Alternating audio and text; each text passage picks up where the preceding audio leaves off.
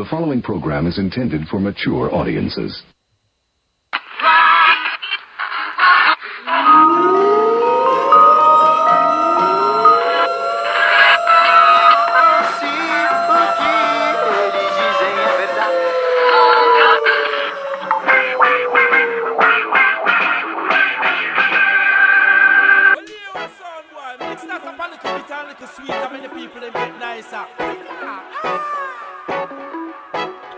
Welcome to Rudy's Revelation. Finding revelation in the news and meaning in media.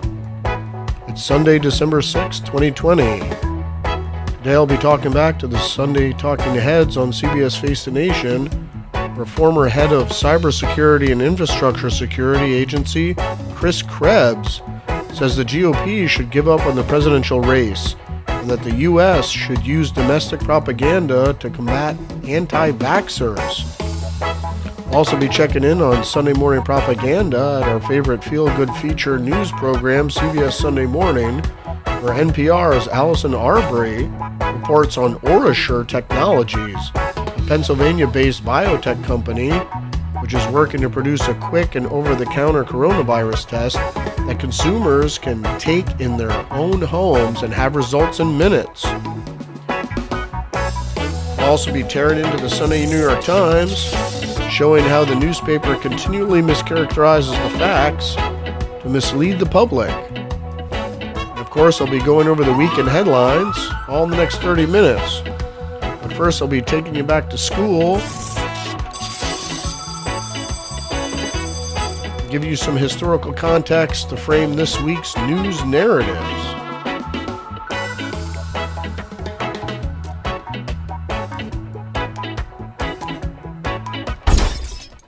The word of the day is deceit.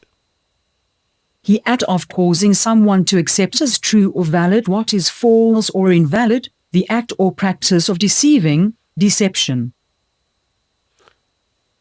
And the reason I get into deceit is not because the story of George Washington never telling a lie about the cherry tree, because the fact is that George Washington never chopped down that cherry tree.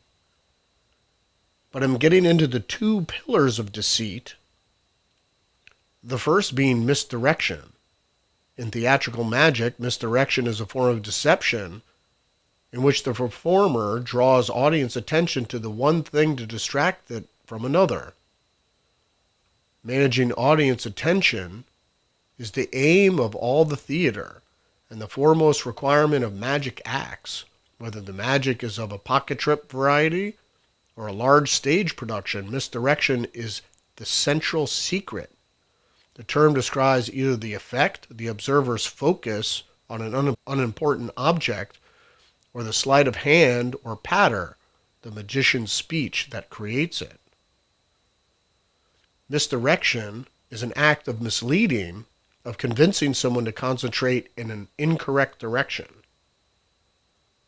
Misdirection, the magic of misdirection, using distraction for psychological warfare. The concept of misdirection involves distracting someone from a certain topic or fact with another. The brilliant part about using misdirection is that it's incredibly easy, and it's amazing how distractible we as human beings are. Now, many people have heard about the red herring, and the red herring is an easy way to misdirect. A red herring is something that misleads or distracts from a relevant or important question. It may either be a logical fallacy or a literary device that leads readers or audiences towards a false conclusion. A red herring may be used intentionally or in mystery fiction or as part of a rhetorical strategy, or may be used in argumentation inadvertently. The term was popularized in 1807 by an English polemicist, William Cobbett, who told the story of having used a strong-smelling smoked fish to divert and distract hounds from chasing a rabbit. The other pillar, and here from the legal dictionary, is plausible deniability.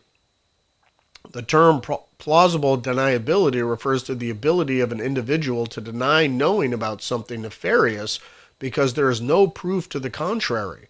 For example, plausible deniability can protect people who were either personally involved or willfully disregarded something illegal or unethical if there was no evidence showing that they knew about it. Again, from U.S. legal, plausible deniability law and legal definition. Plausible deniability refers to circumstances where a denial of a responsibility or knowledge of wrongdoing cannot be proved as true or untrue due to the lack of evidence proving the allegation. This term is often used in reference to situations where high-ranking officials deny responsibility for or having knowledge of wrongdoing by lower-ranking officials. In those situations, officials can plausibly deny any allegation even though it may be true.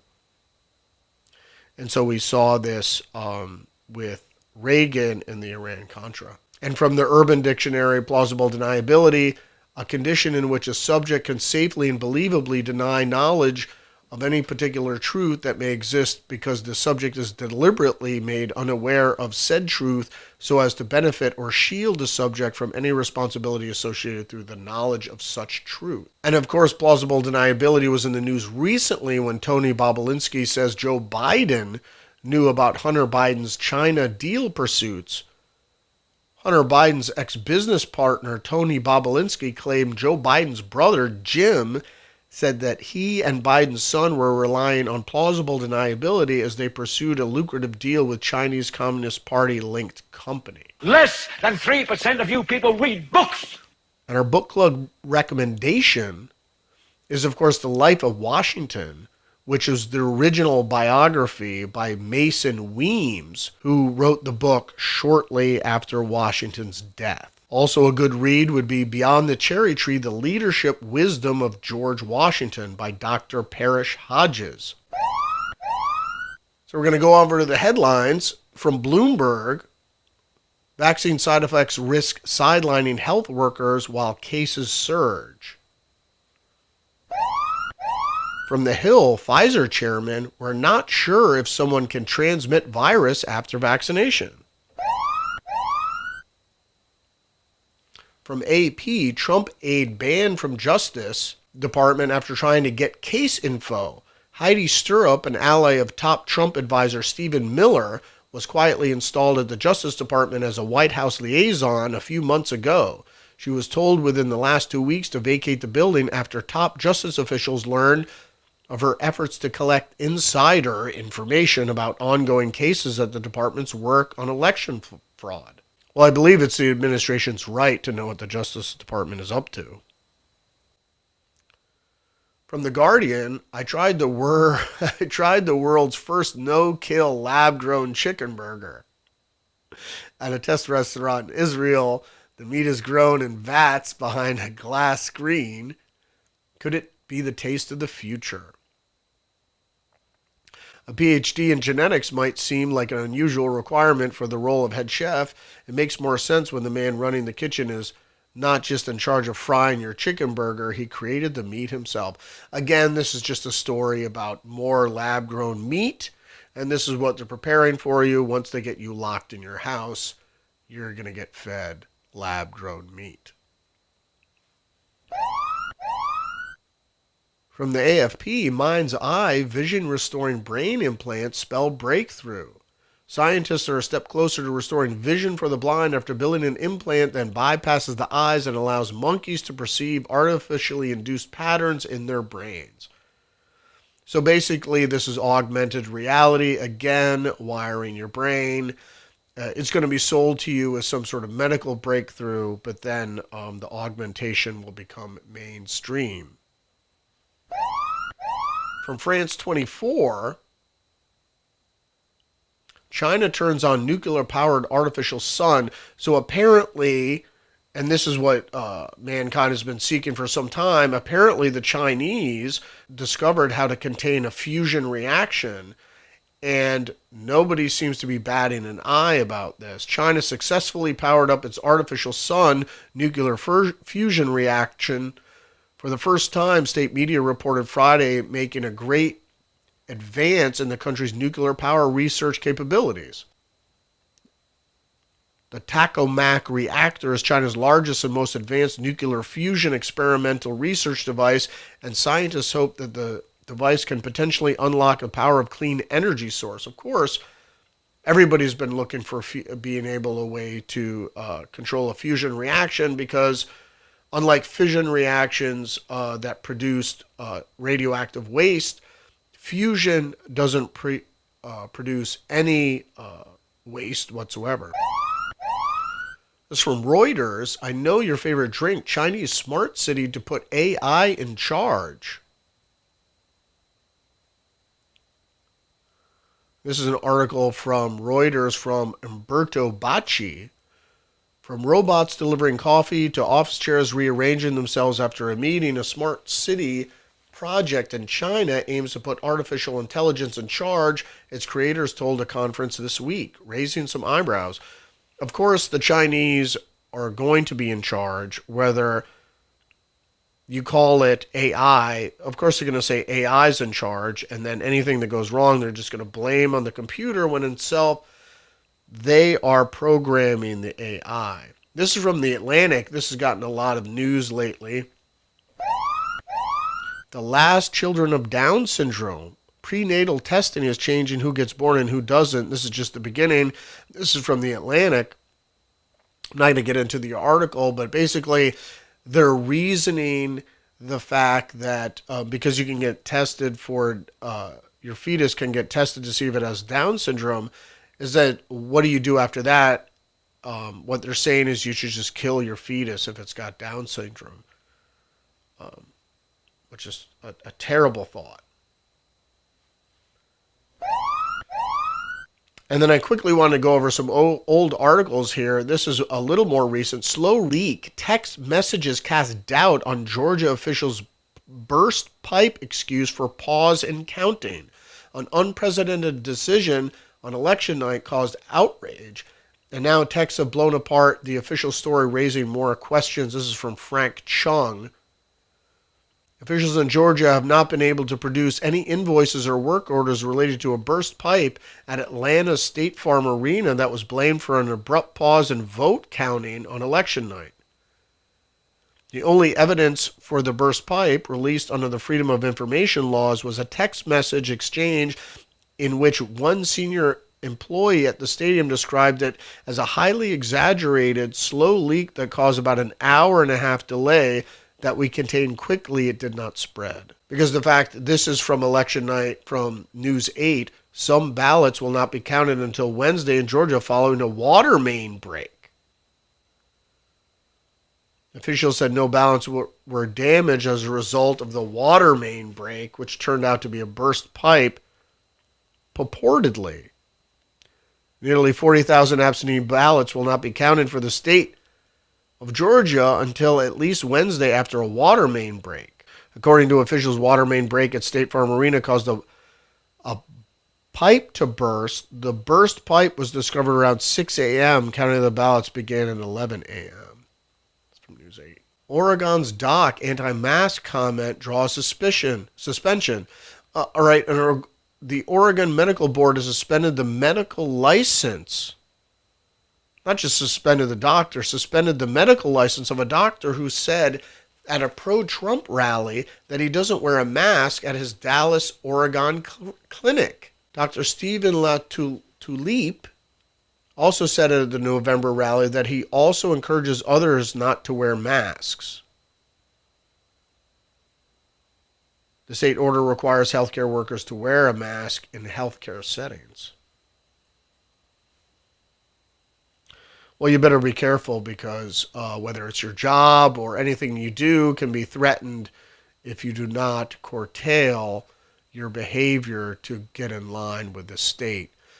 From ABC News, Nashville ICU nurse shot dead in car while driving to work. Police have not identified the killer. This is a mysterious murder. There have been several murders of St. Thomas West Hospital staff in the past, but this woman, who was an ICU nurse, was murdered in her car while driving to work on the interstate. From MSN, this is from the Washington Post, just 27 congressional Republicans acknowledge Biden's win, Washington Post survey finds. The Republicans are not going along with Biden's win because of the massive evidence of fraud, including eyewitness testimony, data indiscrepancies. I mean, there's some of these things you just can't, for the simple reason is no president has won Ohio and Florida and not won the election. That's just for starters. So the inconsistencies in the data, and I'm not going to list them all here. So that's why it's only 27 congressional Republicans out of 300 and something. 220 GOP members of the House. So 88% of all Republicans serving in Congress will simply not say who won the election because it's not clear. It's from Business Insider. A robot is now making Jamba smoothies in a California Walmart in less than 3 minutes. Again, here you got brain implants, and now you've got robots. So this is your future, folks. Again, from the Washington Post, Army investigating mysterious deaths of soldier and veteran at Fort Bragg. So currently serving soldier and a veteran were found murdered on an Army base at training area in Fort Bragg. Early signs suggest the men may have engaged in criminal activity before their deaths. I tear right into the New York Times.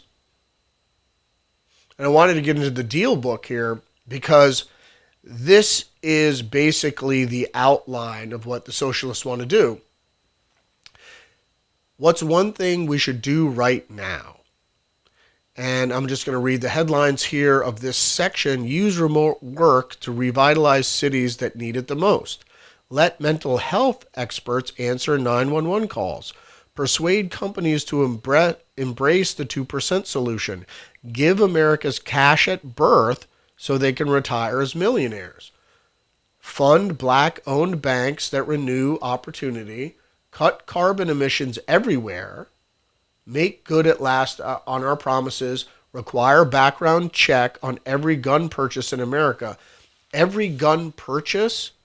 Because right now we require background checks for people that get licenses, but now they want background checks on every purchase. Listen to the people you disagree with most. That I can agree with. Stop pushing college. I can also agree with that. Slash regulation, prioritize growth. I can agree with that. Improve access to technology and hire more tutors. Abolish ICE. And here's where you go. Create a paid internship for every college graduate who wants one. Ban share buttons on social media. I don't know what that would do.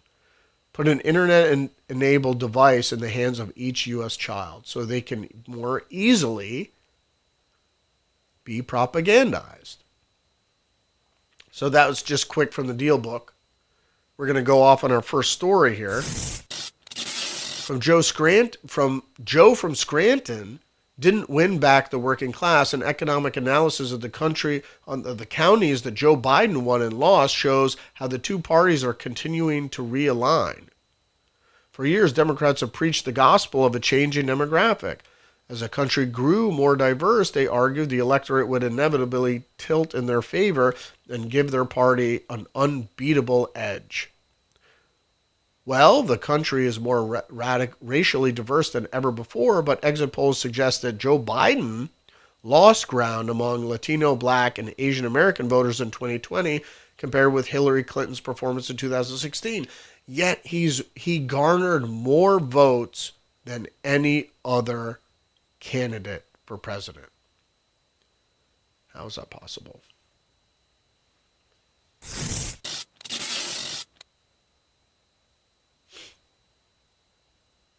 Report points to microwave attack as likely source of mystery illness that hit diplomats and spies. if people don't know, a government commission report provides the most definitive explanation yet for Havana syndrome, which struck scores of American employees, first in Cuba, then in China, Russia, and other countries. I think that Russia is a red herring. There was a series of mysterious afflictions that sickened American spies and diplomats abroad in the past several years. Was radio frequency energy a type of radiation that includes microwaves? The National Academies of Sciences, Engineers, and Medicine have concluded in a report.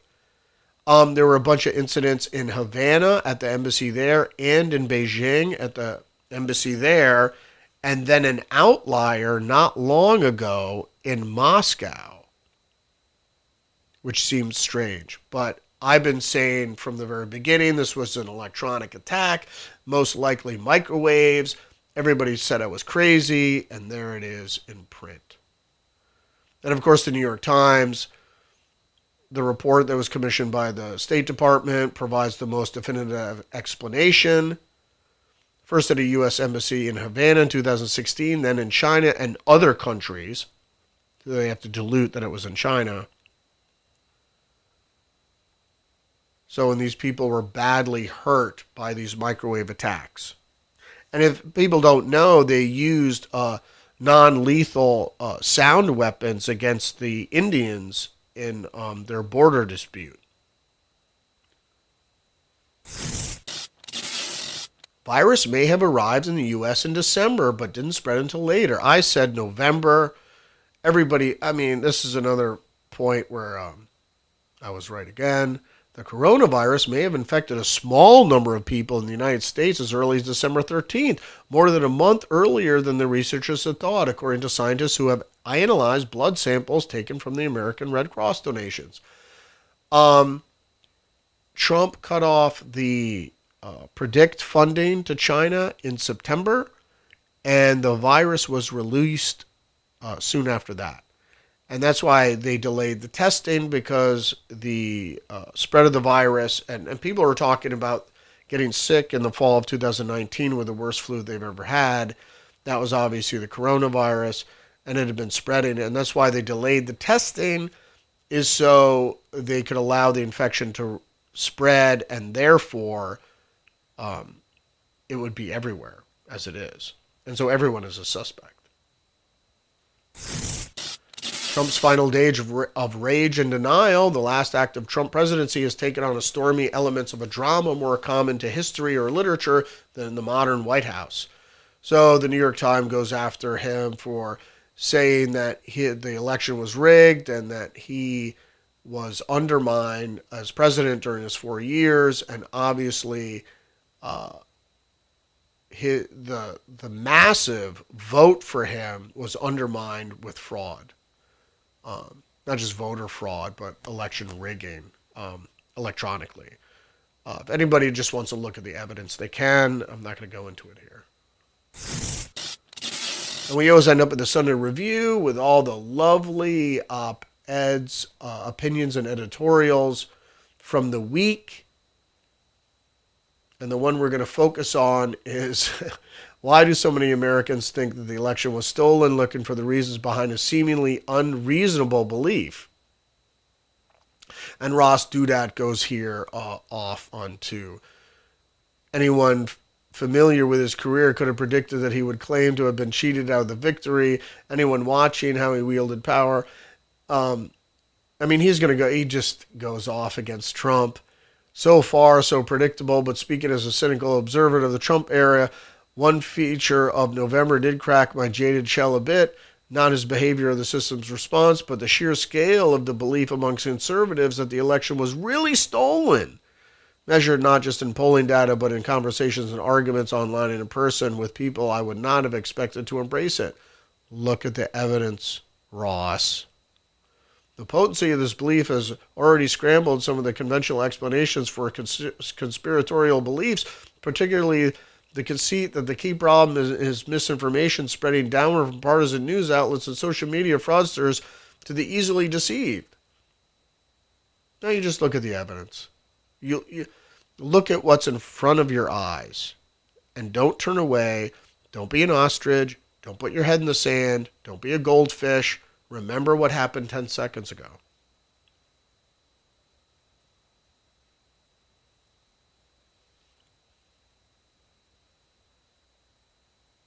And so we're going to go off with Chris Krebs on Face the Nation today. Again, here we have folks deciding that that anti-vaxxers are bad and head of the big vaccination rollout, that refusing a vaccination sometimes is bad, and of course the election fraud is just explained away. So let's listen into Maggie Brennan and Chris Krebs, the fired former cybersecurity and infrastructure security agency head. It looks like you likely lost the state of Georgia. We're investigating. There's always a possibility. I get it. And you have the rights to go through the courts. What you don't have the ability to do. It looks like you likely lost the state of Georgia. We're investigating. There's always a possibility. I get it. And you have the rights to go through the courts. What you don't have the ability to do, and you need to step up and say this, is stop inspiring people to commit potential acts of violence. Someone's going to get hurt. Someone's going to get shot. Someone's going to get killed. Someone's going to get hurt. Someone's going to get shot. Someone's going to get killed. Someone's going to get hurt. Someone's going to get shot. Someone's going to get killed. Someone's going to get hurt. Someone's going to get shot. Someone's going to get killed. That was Gabriel Sterling, a Republican election official in the state of Georgia, warning President Trump about the potential impact of his continued unsubstantiated claims of a vast conspiracy. Yet last night, the president repeated many of those same unfounded claims at a rally in the state of Georgia. The vast conspiracy. For more on the security of the 2020 election, we want to go now to the former director of the Cybersecurity and Infrastructure Security Agency, Chris Krebs. Active, coordinated disinformation campaign to undermine confidence in our elections. The vast conspiracy. Why do you think the commander-in-chief is doing that? Look, I don't know if it's intentional or if it's willful blindness, but the result of the 2020 election is clear.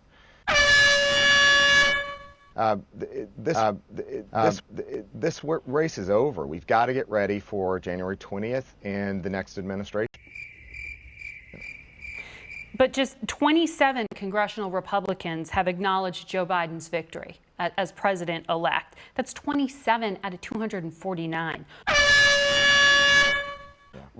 Why are the majority of Republicans remaining silent on what you're describing here as a security risk? Again, I can't speak to what their motivations are, to those that have spoken up. It's the right thing to do, and I think the rest of them have to acknowledge that the system in place to conduct the election was legitimate, particularly in the House. They've accepted their outcomes in their races. I don't see any difference here between the presidential race. Of a vast conspiracy. Well past the time where all leaders of the Republican Party need to accept the outcome of this race and move on and accept that Joe Biden is the president-elect.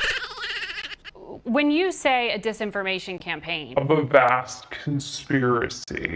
Any fraud claims, any security claims, any sorts of things along those lines, we're just not seeing supporting evidence. And again, it is time to move on.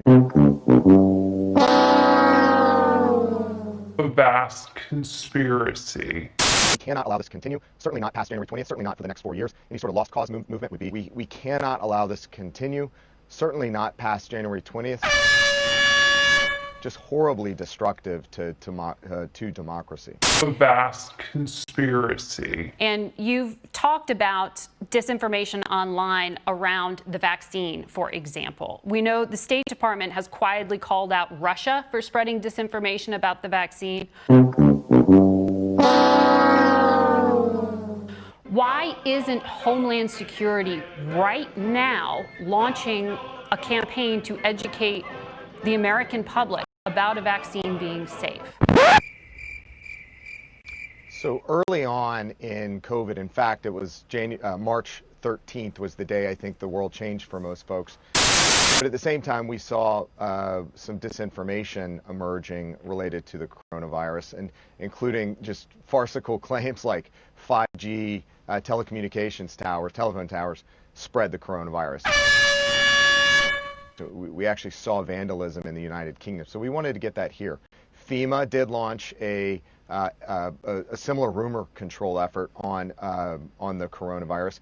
We are going to have to do much, much more going forward to counter the vaccine claims that we're going to hear, the anti-vaxxer type claims. Of a vast conspiracy.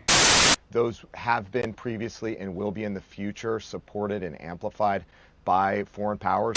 How much of that is foreign? How much of that is domestic? It's hard to say. There's certainly both. China, Iran, and North Korea, we have seen to some extent all four of those countries doing some kind of espionage or spying, trying to get intellectual property related to the vaccine, and in fact just how we're doing as a country policy-wise and in terms of health impact. Of a vast conspiracy.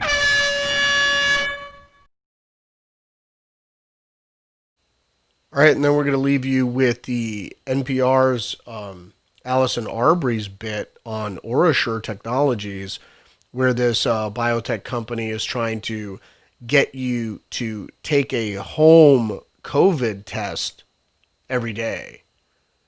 And what they're doing is they're pushing testing to get you into the vaccine pipeline. First, it's going to be testing, so you're going to get comfortable with going and getting tested, and then you're going to be comfortable going and getting your shot, and then to get ingrained in the testing so everybody understands that to get cleared means you can go out of your house and you can go to jobs and you could go to the concert and you could travel and do all this stuff.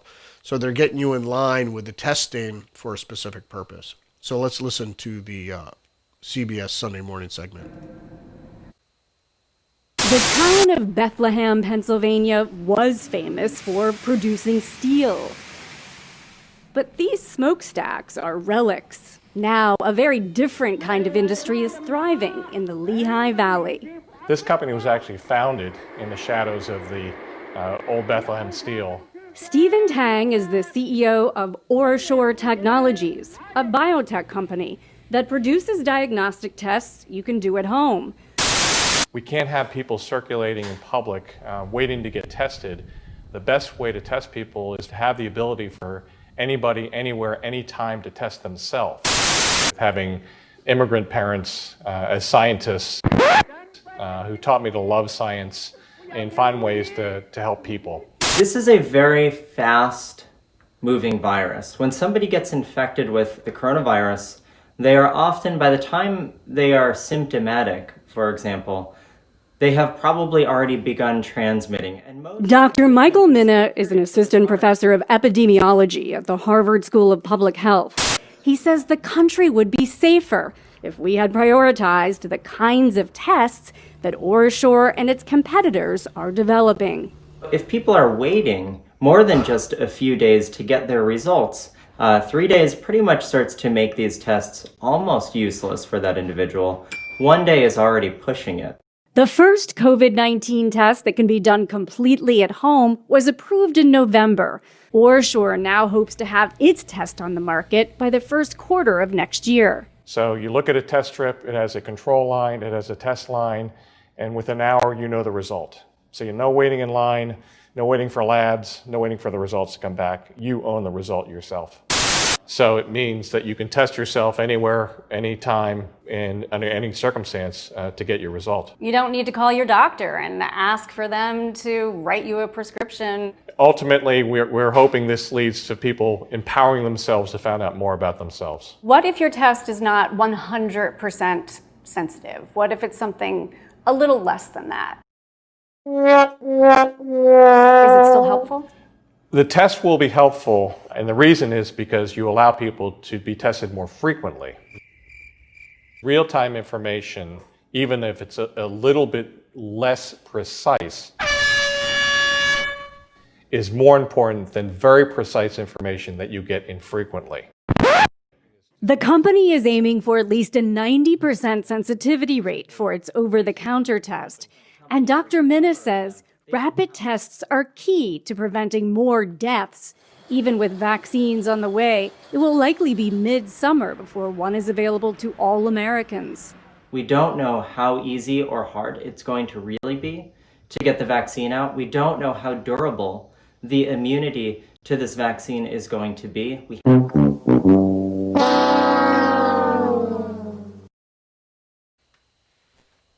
That's it for us tonight. See you next week. Check us out, Rudy's Revelation, Twitter and Facebook.